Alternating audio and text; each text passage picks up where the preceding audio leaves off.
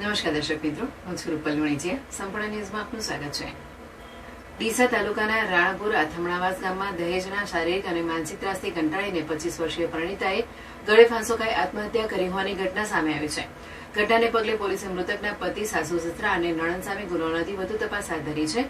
મૃતક પરિણીતાનું નામ પિંકીબેન હતું, જેઓ મૂળ ડીસા તાલુકાના વાછડા ગામના રહેવાસી હતા. તેમના લગ્ન 4 વર્ષ અગાઉ તરપતકુમાર વંછાજી સાંખલા સાથે થયા હતા. દંપતીને 2.5 વર્ષનો એક દીકરો પણ છે. પરિવારજનોના આક્ષેપ મુજબ લગ્ન સમયે પિંકીબેનના પરિવાર દ્વારા 8 તોલા સોનું અને 1 કિલો ચાંદી દહેજ રૂપે આપવામાં આવ્યું હતું. તેમ છતાં સાસુ, સસરા અને નણંદ દ્વારા વધુ 10 તોલા સોનું અને રૂપિયા 5 લાખની માંગણી કરી સતત શારીરિક અને માનસિક ત્રાસ આપવામાં આવતો હતો. માહિતી મુજબ આત્મહત્યા કરતા 3 દિવસ અગાઉ પિંકીબેને પોતાના ભાઈને ફોન કરીને જણાવ્યું હતું કે તેઓ હવે આ ત્રાસ સહન કરી શકતા નથી. ઘટનાની જાણ થતાં ડીસા તાલુકા પોલીસે સ્થળ પર પહોંચી કાર્યવાહી હાથ ધરી હતી.